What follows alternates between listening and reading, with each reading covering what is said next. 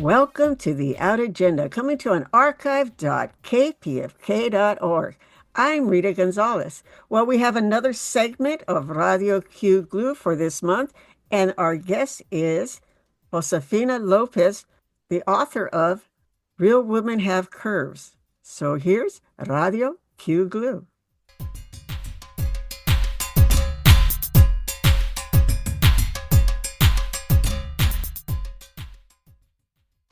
Welcome to Radio QGLU Podcast, the show that takes a deep dive into what the queer, gay, and lesbian Latin community is talking about. I'm Rita Gonzalez. I'm Eduardo Archuleta. I'm Mario J. Navoa. Today, our guest is Josefina Lopez, founding artistic director of Casa 0101 Theater. Josefina Lopez is an acclaimed playwright, screenwriter, and activist best known for her groundbreaking play, Real Women Have Curves, which was later adapted into a critically acclaimed film. A passionate advocate for Latino representation in the arts, Lopez founded Casa 0101 Theater in Boyle Heights, Los Angeles, to provide a platform for underrepresented voices, particularly women and Latino artists. With over 25 years of dedication to the arts, she has helped develop and mentor countless emerging writers and performers. Her work explores themes of identity, immigration, gender equality, and social justice, making a lasting impact on the theatrical and cinematic landscape. Through Casa 0101, Lopez continues to champion cultural storytelling and community engagement, ensuring that diverse perspectives have a powerful space to be heard. Josefina, again, thank you very much for coming on the interview with us.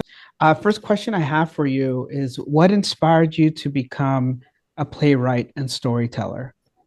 I was sitting in a French class, and we had this French teacher who was trying to teach us French, but what he realized, I grew up in the barrio in Boyle Heights. What he realized was that we really needed Chicano studies more than we needed French. And so secretly, he would play videos to help us love ourselves. And he was French, maybe American, but like his wife was Mexican. And he realized that we really needed he really needed to remind us of our worth. And it is funny and ironic, right? That I really wanted to learn French because I always wanted to live in France. And I did eventually get to go to France, but I think he realized that, wow, like they have to take an elective and these kids probably don't want to learn Spanish because maybe they already know Spanish, or maybe they don't want to be Latino. And so he would play these videos and audios, and like he would enrich our lives. and that's a French thing to do too, right? And then he played Luis Valdez's La Carpa de los Rascuachi. It was a CBS special. Can you believe that? CBS did a special on the Carta de los Rascuachi in the 70s. And when I saw that, I went, oh my God, like Luis Valdez is writing about being an immigrant, about an immigrant losing his children because they've become assimilated and they don't want to be Mexican. And I just thought, oh, wow, this is so brilliant, because this is the first time I've ever seen anything on TV that deals with being an immigrant, that deals with my reality. It was like, I'm real. And I was like, wow, who is Luis Valdez? And I was like 14, 15 when I saw this. And I remember thinking, gosh, I really want to tell stories about being Mexican American, and about how hard it is to be a woman when you have so much machismo to deal with. As a daughter that, everyone expects you to be cleaning and basically treating men as though they're gods, and I just was like, oh, wow, I want to be a playwright. And remember that word, like playwright, like, because I thought theater was just Shakespeare. When people thought, when we talked about theater, to me, it was always white people with wigs on in an Elizabethan accent going, blah, blah, blah, So to me, it felt like that's so irrelevant. That's like, I can't identify with that kind of theater because that's what I thought it was. But when I saw Luis Valdez, I said, oh, no, theater is about telling the truth. And it's about showing people that there's a better way and that you have a choice. And I mean, now I can articulate that very well, but at 14, I just knew that it was about telling the truth unapologetically. And I was like, I think I want to be a playwright. I think I want to do this. And so at 15, I was declaring that I was going to be a playwright. And I don't know how liberal and open-minded, but I think you guys are very liberal and open-minded. I'm a curandera in training. I'm a shaman in training. ADD is another form of psychic ability. So I discovered that in my past life, I was a playwright, an English playwright. And so that's how I was born already kind of with the ability to write plays and the ability to do theater, because I had a whole lifetime, one of my last lifetimes where I did a lot of theater. So it just kind of reminded me of like, wait, I want to be a playwright in this one too. and so anyway, obviously I don't tell too many people that because most people don't believe that. But yes, because I was like, how does a 10-year-old, because at 10 years old, I wanted to put on shows in my backyard. I didn't know why. And maybe it was because of the Little Rascals. But at 15, I declared that I was going to be a playwright. And then when I saw Luis Valdez, his play again, called I Don't Have to Show You No Stinking Badges, where he talked about stereotypes and about how Latinos are basically here to be the bad guy in a white man's story. And we're here to just be the dumb, like we're here as the servants, as the pendejos, as the whatever, like, but we're never the heroes. And then I just went like, oh my God, like it really spoke to me. And so I was 17 and I said, oh my God, I want to devote my life to changing the representation of Latinos because it's wrong and it's an injustice. And I want to do something about it. So at 17, I knew that I was going to devote my life, like my career, to doing this. And so then at 18, when I graduated, I had already been accepted to, I actually, I had been accepted to NYU, but I couldn't go because I was undocumented. But I had already had a plan of I want to be a professional writer. And then, of course, because I was undocumented, I couldn't, but this is kind of what inspired me to be. Well, just to tag on that, I just want to say Luis Valdez's work is incredible. Did you ever get a chance to meet him and talk to him? Okay. So what really did it, and Luis knows this, and I've told him this, that when I was 18, we had to do a research paper on Luis Valdez. So I read all of his plays, and we were supposed to present a monologue because I was studying theater at the Los Angeles County High School for the Arts. And so in my senior year, we had to present a monologue from our favorite playwright. And after reading all of his plays, I realized that all of the female characters were virgins, mothers, and whores. That was it. Like the women that was the only role that they had in a man's story. And I was like, God, I can't even do a woman's monologue because they're like 2 lines. There are no female monologues in Luis Valdez's work at that time. And I was like, what am I going to do? So I had to play Sonny, who was a Chicano student at Harvard who was trying to study law, but then he wanted to be an actor. So I did that monologue as a man.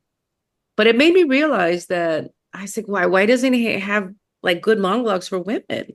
And at 18, I said, oh, it's because Luis Valdez isn't writing about Latino women. He's writing about La Causa, about Chicano, about men, struggles. And to some degree, he's writing about me, but he's not writing specifically about women. And the women aren't any better off in this story than in other man's story, because in theater, it's like, I don't know if you know that this is my trick question I ask all my students. I go, do you know how modern theater began? And they're like, what do you mean? What do you mean? I said, you know who started modern theater? And they're like, no, who? And then it turns out it's Ibsen. And Ibsen is the father of modern theater because he started writing about women, because he started hanging out in cafes and bars and talking to sex workers. And he had very interesting relationships with sex workers. And he started to realize that, wow, only sex workers are the only women who are allowed to think and to challenge and to have a different perspective. But all the other women have to play these roles in society for men. And these are the only women that are free, not really free, but free in their mind in some way. And so he started writing about women's struggles. And that's why we have modern theater. But even then, women's roles were horrible. And there still are. I mean, unless women are writing the roles, most women's roles are really bad. That's I'm not an actress. I am an actress. People say, oh my God, you're incredible. Why aren't you pursuing acting? I said, because there aren't any good enough roles to really like devote my life to them, because everyone wants me to play their mother, their grandmother, or a madam or whatever. And I go, but they're not interesting roles. They're only here to service men's stories so that men can be the heroes. I go, I don't want to be a part of that. I'd rather go write stories about women are heroes. So then I decided to take up writing because I realized that Luis Valdez isn't writing about women. So I should start writing about women. So then when I was 19, I was able to meet Luis Valdez at the Los Angeles Theater Center, where they did his play, I don't have to show you no stinking badges, 2 years earlier at a theater festival. And I was so lucky that the artistic director of LATC, Bill Bushnell, who's gone now, he was a big supporter and mentor of mine. And he introduced me to Luis Valdez and said, oh my God, Luis, you have to meet this young lady. She's only 19 years old, and she's already been to Australia to represent the US at a theater festival. And she's written many plays, and we've mentored her. And she's a great. So Luis was like, really? Wow, you're 19 and you've already written plays?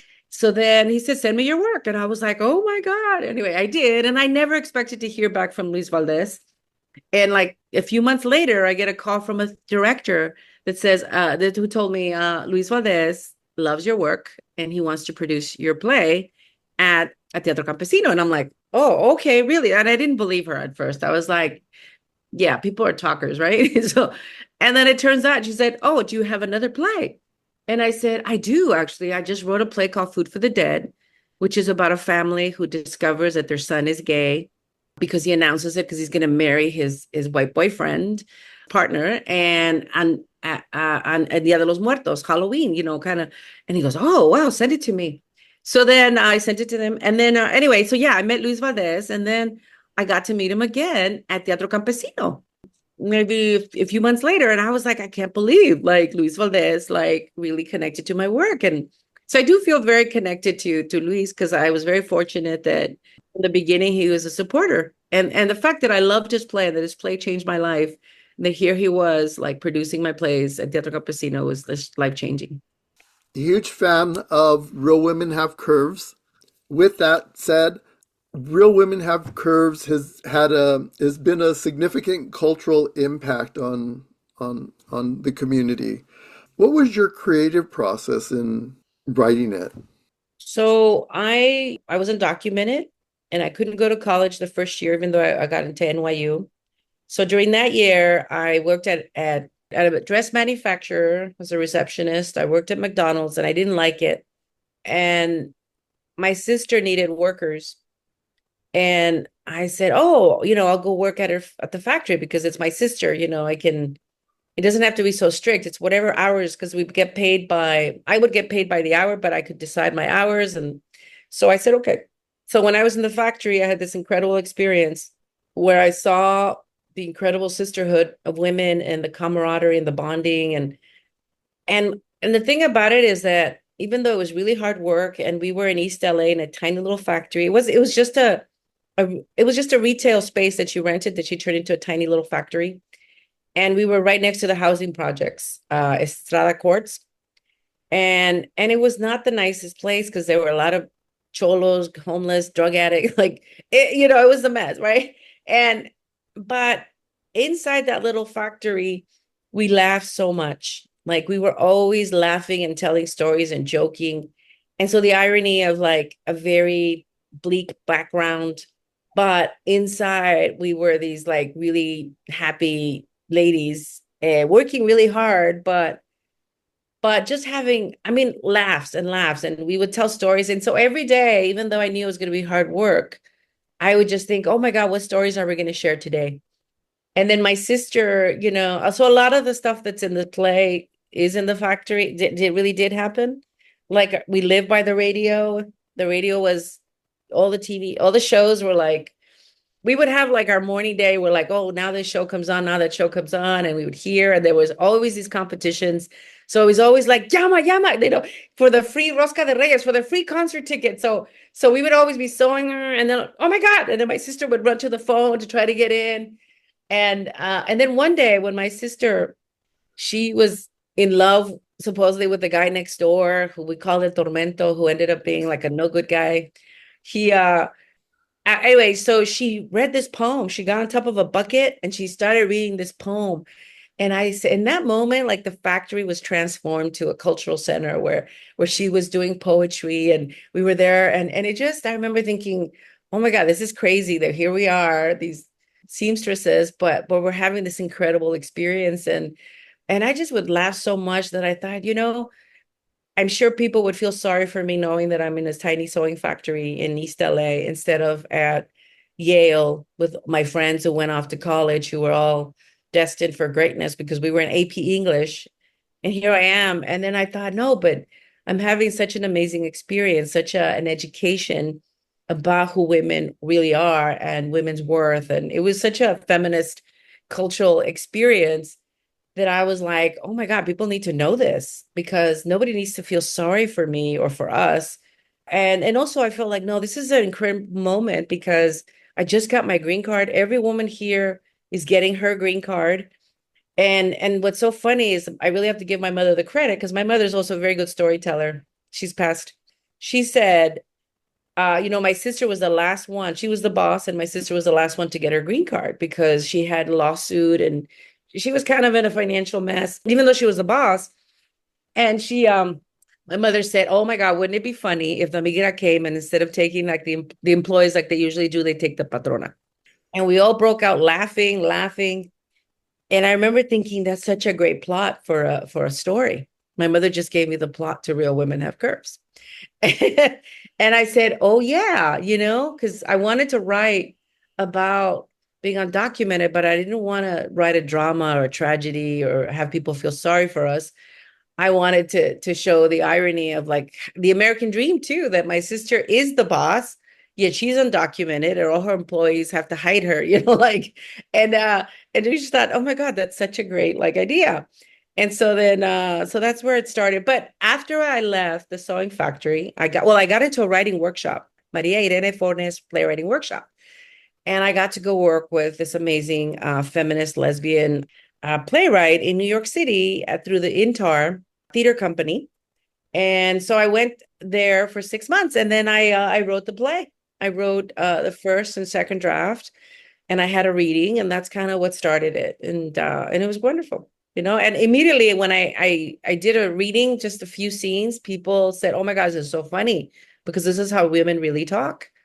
And I had captured that experience in my dialogue. And anyway, so then I knew I had to rewrite it. And eventually, it is what it is now. I love that you shared that, Josefina. This is Mario again. I grew up in the factory with my mom, and I still like to hear the industrial sewing machines Yeah. go off, and I think that experience of that culture within the factory of women expressing themselves is still very key to the approach that I bring to storytelling. So I really appreciate that you shared that. But I do want to ask you a little, you talked about the immigrant experience. Can you talk about how that influenced your storytelling? Well, a writer has to tell the truth and a writer has to write about what they know because that's the best kind of storytelling. So I knew that my voice was unique because very, undocumented people are scared to be found out. So they don't write about their stories because they, like it's a survival mechanism to hide internally, to hide in every which way. So for me, when I got my temporary residency card, I knew that I was never going to hide again, that I had to really write about my experience and I had to celebrate the fact that I was now legal or documented and I wanted to document my experience because I felt like it was historic that thousands of Latinos were going to become legal residents. And eventually we were going to be able to elect a mayor and one day, hopefully a Latino governor or Latina governor. And so for me, I felt like this was a historic moment that I needed to document to make things real for me. So I felt like nobody's written about being undocumented as far as I knew, especially in 1987. So I need to write about my experience. But it was also a way of giving my humanity back to myself. Because when you're undocumented, you get dehumanized. You're treated as a non-person and you internalize that You may not be aware of it, especially when you come here as a child and you're told not to talk to people, not to tell people you don't have paper. You don't really understand what's going on, but to some degree, you experience this incredible violence against your humanity and against your innocence. And I can articulate that now, but it took a lot of therapy and understanding, like, oh, you were made to feel like there's something wrong with you, like to be ashamed of yourself when you did nothing, especially when you come here as a child. But there's this thing about feeling like there's something wrong with you. There's a certain type of shame that we're made to carry that I was like, I'm not going to carry that. I'm not, but it's still there. So I kind of had to write about my life to reclaim my humanity. Because, when you're called an alien, you are being dehumanized. You're being told you're not quite human. You're not like us. And you internalize that. So for me, it was of saying, no, look at how real I am. Look at what a human being I am. I'm so real. Look, and I think even that undressing scene is a declaration of saying, look, do I not look like you? Do I not, are we not the same person? So I felt like that was important for me to write about, to really declare my humanity. What challenges as a woman and a Latina getting into the entertainment field? That's a block right there, a wall. There's so many, and I'll be honest with you that it's sad to say, but I'll tell you because this is juicy chisme hour, right? Okay. Is that I've had famous Latino men not help in any way. And where I've had, unfortunately or unfortunately, depending how you want to look at it, where I've had like Norman Lear, who fights for Latinos and fought for people of color, helped me a lot more than a Latino man who was in power. I've had a lot of Jewish producers who will, listen to me and were trying to help me or have been helped me, or more than Latino men. And that's what sucks too. When you realize I so want to tell you the names of these two people who a lot of people revere. Like there's somebody who, if I were to tell you his name, you'd be like, no, no way. And I would say, no. Now this man is on the bandwagon of like supporting Latinos publicly and doing all these incredible things that you'd be like, no freaking way. And I've had these men basically tell producers, oh, I don't want to work with her. She's a feminist. And the producers have told me this is shocking because we thought this famous Latino comedian and this, like putting you together would be like a hit. And they're like, no. And I go, yeah, because I will call out their shit. It's very hard to censor me because I'll tell you, like I see you and I'll tell you. And the other thing too is like I have what my abuela had, which I have the mal ojo thing where I can see through your soul. But yeah, so I've had men who like could easily have helped me because they were in positions of power and they don't want to help. We don't want you taking our job. Like easily could have hired me. But they're like, oh no, this woman knows a lot more about being Latina, knows a lot more about being an immigrant, knows a lot more about living in East LA, knows a lot more about what I'm pretending to know. And these gringos are going to see that. And I can't be the expert on being Latino. And that's the reality, is that there are a lot of frauds in Hollywood. And so when you bring someone like me who was undocumented, who did grow up in East LA, who is working class, who is the subject matter of most of the shows that they're writing about, and then you see this Latino who's like fifth generation, who's like a quarter Latino, who wasn't Latino until last year when it was convenient to be Latino, then they're like, oh no, I'm not going to hire this woman. And I've had that happen to me so many times that I go, oh, that's right. That's like how I'm not, basically telling the white man, oh, it's okay. It's okay if you portray us this way. It's okay if we're the bad guys. It's okay if it's all about cholos. I'm going to be like, no, why do we have to exploit the suffering of our people? Like, if you're going to show us this, then you got to show the joy. If you're going to show this, then you got to balance, because we're human beings. We're not just going to exploit our sexuality and the violence and the suffering. No, like tell the whole story and they won't hire me. So anyway, so yeah, it's been very difficult, but I'm still here. And part of it is because I know what I'm about. I know why I have to tell these stories. I'm not in it for the fame. I'm definitely not in it for the money, because I could have sold out years ago and been living in Malibu. And I said, no, no, no. And so for me, like, I really love telling stories. I really love telling the truth. I really love bringing light to things. And I really love being a woman. And that's the thing that I think makes me unbreakable, is that as a woman, I realized that being a woman is a huge asset because I have incredible intuition. I have incredible way of building community and doing things that allow me access to stories that men don't have access to. I even have access to men's stories that they don't have access to. I've written stories about men that men could never write because men can't ask for help or whatever, like things that they can't talk about. I can talk about as a woman. So I have access to so many more stories. And so for me, I see it more like as an asset, even though there's been all these challenges and difficulties. Some of them are just don't want to help, but some really just don't want you to get ahead of them. Help me take Real Women Have Curves and make it successful even earlier.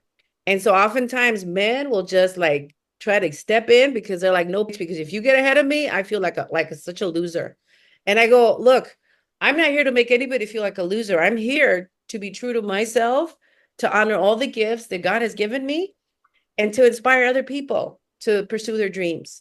So if you feel like a loser, like re-examine, like why? Because it has nothing to do with me and me trying to tell the truth, me trying to tell stories that uplift our community. That because to me, ultimately, what I'm just trying to do is I'm trying to show people how to get rid of shame, how shame we don't need to carry it. Every story I tell is about us saying, look, we are enough. We are not broken because when I was a little kid, I was constantly made to feel like I was broken because I could feel way too much. I knew too much. I experienced the world differently than most people. And I was made to feel like I was broken. And I almost believed it. And then I realized, no, it's actually called genius. It's actually called creation. It's called intuition. It's called all these beautiful things that come with being an indigenous person, that come with being a woman, that come from being a neurodivergent person. So I'm not going to let anybody break me because these are gifts. These are not disorders. These are not things that are bad. I'm not cursed. And so anyway, so for me, I feel like, yeah, as a woman, there's been I just feel like, God, really, you must have thought, sometimes I pray to God and I go, God, you must think I'm a real chingona because could you have, like all the freaking conflicts, all the challenges. And then I go, okay, God must think I'm a chingona because somehow I'm going to overcome all these. I'm going to find a way. I'm going to find a path. And I'm going to be humble enough to know that I can always be learning. I can always be listening. I can always be open to inspiration. And I do get a lot of divine guidance. I'll be honest that despite all my challenges, I also have all this divine guidance that has like made me see a light in a really dark path where people just are too scared to go. And I'm like, okay, I see a little light. I'm going to go pursue it. I may get killed. I may get heartbroken, but I'm going to do it anyway. And yeah, anyway. Thank you. This is Eduardo again, and I wanted your sharing has brought up some of my memories of saying that you're sharing stories, listening to my grandmother growing up and telling her stories of her journey in Mexico and here in the U.S. And thank you for telling your stories, which leads me to my question. What kind of motivated you to open up? And I'm Casa 0101. Casa 0101. Thank I you. know, and it's funny because people call it 101, and which I think is also fair because it is the beginning of theater for a lot of people who've never been exposed to theater. But it's 0101, which means the original language of computers, and it's a very spiritual meaning behind it. It's drama happens when there's a binary, when there's opposition, right? But when you have 0 and 1 becoming 1, there's no more drama. We transcend drama. And it's also about the original language of computers, and it's also about the digital revolution. So it's a very strange name, and people go, what does it mean? And I go, oh, thank you. Let me explain it to you. So I knew that I needed to start my own theater because no one would produce Real Women Have Curves in Los Angeles, even though it had already been a hit. It had already been produced like 18 times outside of LA, and it was usually a success. Like it would sell out. Nobody would produce Real Women Have Curves in Los Angeles. There were no theaters interested. And I couldn't believe it because it was a hit. And so I approached many theaters, including one where my friend was the literary manager of this theater. And he told me that he loved my play and he was going to try to get it there. And after a few weeks, we spoke and he said, I can't believe this. You would think that these Latina women who run this theater would be interested because it's about Latina women. But these women are, and again, no disrespect here, they were closeted lesbians. So I don't think they were out about being lesbians, which I think maybe at that time when they started this theater, they could not have been public about it because people were really harsh. I mean, and we are going to talk about that. Anyway, and I said, but they also don't like their bodies because they basically told me that they don't want fat women on their stage. And that was the reason why they didn't want to do Real Women. And I said, it's because also they don't like their body. They don't. And I said, I understand because I think it does trigger some people who have a lot of shame around their body and maybe even shame about being gay. And I'm not going to out them. I could easily make a stink, but I'm not. And I said, that's fine because they're not conscious enough to get the story and the value and the importance of the story. And then I approached another theater and then they said, oh, we don't feel we want to represent Latina women in this undignified way. And I'm like, undignified? What do you mean? Like, they're seamstresses, like they're working. These are third world feminists. Like, how are they like doing, even sex work now has like respect, right? But back then it was like, somehow they thought that it was undignified to be a seamstress. I remember hearing that word and I just got so pissed off because I was like, wait, so your job gives you dignity?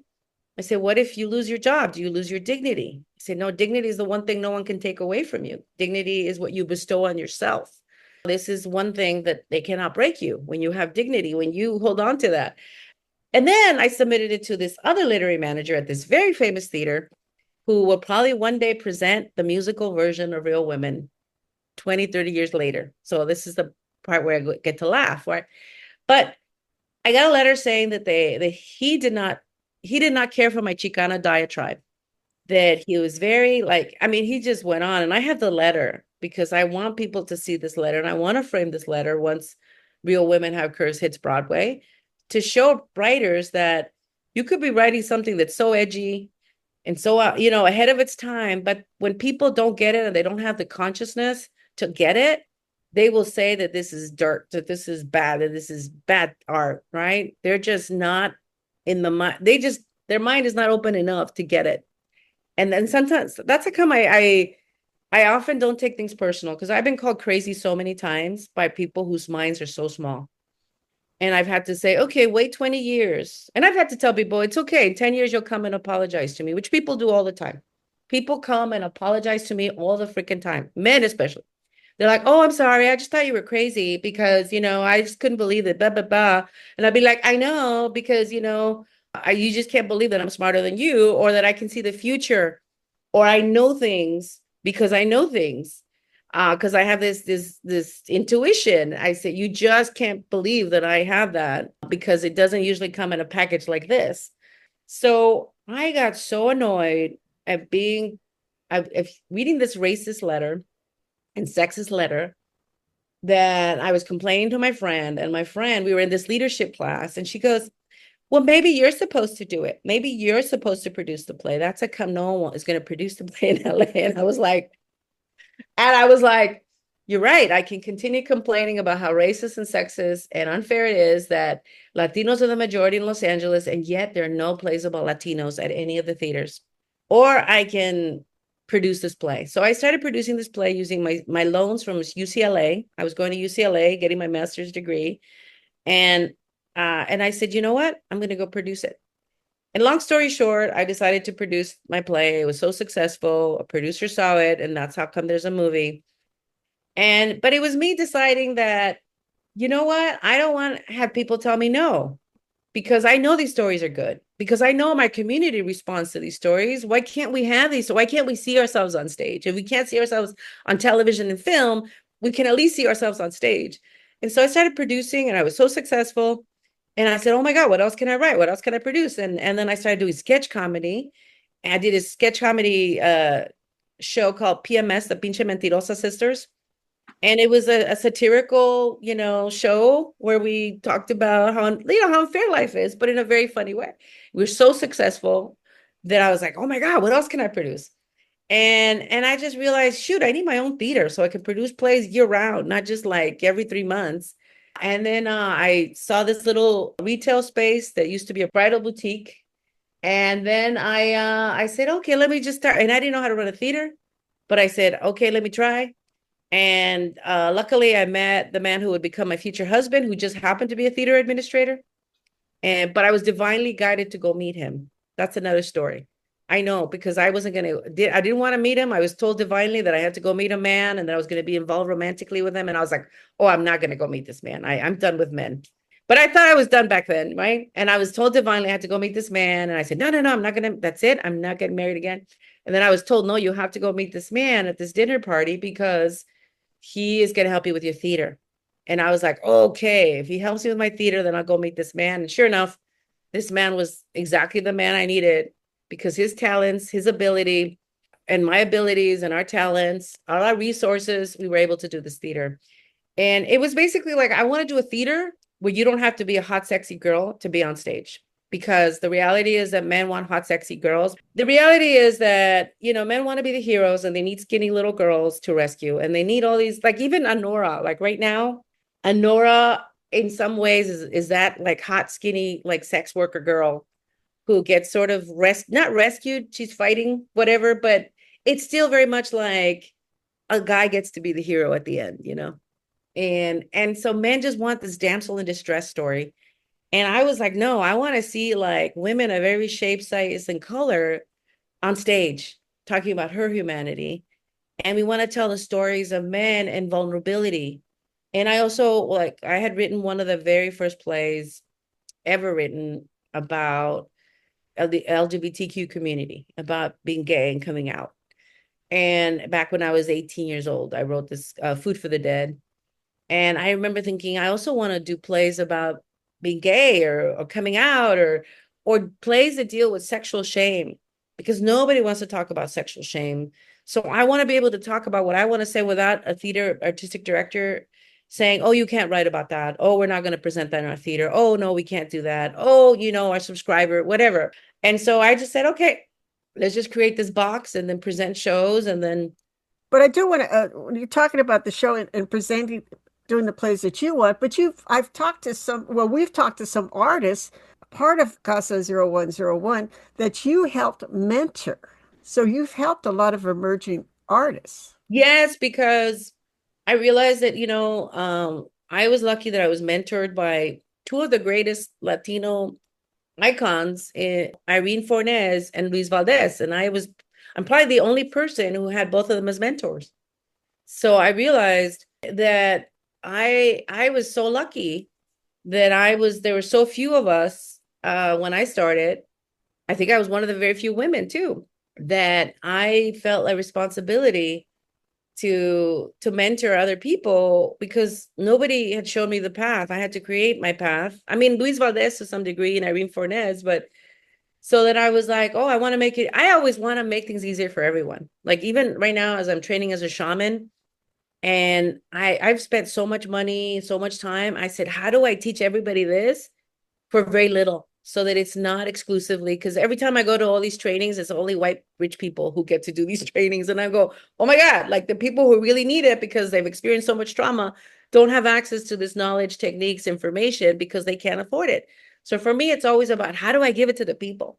How do I take all this knowledge, wisdom, know-how, and give it for free to as many people as possible? Because then we'll have a better world. So yeah, I've mentored a lot of people. And for me, like I started browning out because I was in a playwriting class, and one particular class, I saw that the same story kept coming up, which is the perfect immigrant son by day, and then at night they would have this gay, homosexual, like authentic life that they just could not bring together. And the pain of being gay and not being accepted by your parents, but yet having to be the voice for your parents and having to be the model child for your parents. And at night, trying to live your authentic self, but then getting in a lot of trouble because of that. And I just said, oh my God, like we got to do a show or something where people get to write about what it is to be a full person, not just half a person, not just a person who's hiding in the shadows. And then for me, it was like, yeah, how do we mentor more writers? And so I started browning out. And it was so nice because as a result of that show, more writers were inspired to say, oh my God, I want to be a playwright too. And it's been wonderful to have a lot of writers be inspired by our work, to become clean, to tell their stories, and to share their story with their family and be like, this is kind of their coming out as artists and as gay people, you know. Josefina, this is Mario again. Can you talk about any upcoming projects or initiatives that you're excited about, and how do people learn more about you in Casa 0101? So I have josefinalopez.biz, and that's my website. And I have a free screenwriting course there. And just about any and every question that you could ask about being a writer, I've answered there. I have tons of free videos about being a TV writer, how to create a show, how to get an agent. I mean, like anything you can think of, I think I've answered it there. And I also have resources. So it's like a free course. I'd rather save you the money and give you all the information and all like the magic, everything that I've learned to help you save that money. So you can find me there, obviously casa0101.org for the theater. And you can follow me on Instagram. And right now I'm sharing my journey of the Broadway show. And I'm going to be going to New York, and I'm going to be sharing that journey of what's it like to have a show on Broadway, and what's it like to go from Boyle Heights to Broadway, from the barrio to Broadway. So anyway, so that's one of the ways you can find me. But as far as initiatives, you know, right now we have this thing called we're doing a tribute to Fernando Valenzuela, who just passed. I worked with a muralist to try to get this mural in our neighborhood, and it became such a sacred space. I'm going to write a little play about that experience, but we're going to have a playwriting workshop. I think it's open to anybody who'd like to participate. You just have to go info@casa0101.org. Obviously, if you're in LA, but you can participate in this workshop to write a play about how Fernando Valenzuela inspired you or your family. And it's going to be a tribute, and his daughter's going to, I think, participate or at least be, you know, his family's going to come and see it. So it's kind of a way of honoring him and having the family celebrate with us. So that's something that we're doing in September for Latino Heritage Month. We're actually celebrating a hero for a community hero for Latino Heritage Month. So right now we're trying to uplift women, and we have a wonderful show right now called Women on the Verge, which I would recommend everybody see because it's hilarious. I mean, there's 4 little short plays, but they're really funny and very touching and very important. And I would say catch that before it ends. March 23rd, it ends March 23rd. So check it out, because these 4 women I've mentored as playwrights. Some of these women we've mentored as directors, and we need more women directors in the theater, in every theater company. Being a director is very challenging because men don't want to listen to you. I mean, that's the reality, is men don't want to take orders from you. So we really have to work at empowering women to take their rightful place as community leaders and leaders in the theater. And this is one of the ways you can support us, is by coming to see the show. It's directed by 4 women, written by 4 women, and produced by mostly women. You know, when I started the theater, there were hardly any Latina directors, much less there's very few female directors, and the ones that are working charge a lot of money because they had to work so hard, and I don't blame them. So I decided to mentor women to create a bigger pool of Latina directors. And so some of these are the women from these courses, and also who've been doing it. And so for me, at Casa, we're just trying to tell stories that no one's willing to tell. We're trying to do the kind of stories that show where our wounding is. You know, like one of the things that I've got that's been made clear to me is that being left out of American history is very painful, because we've contributed so much to this country.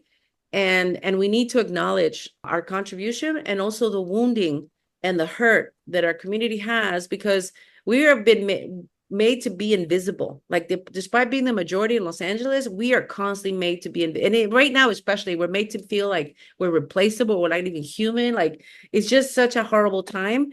So when we are in times like these, we have to create, we have to elevate, and we have to celebrate. That's my new motto. Is like, don't go to hate, create, elevate, and celebrate.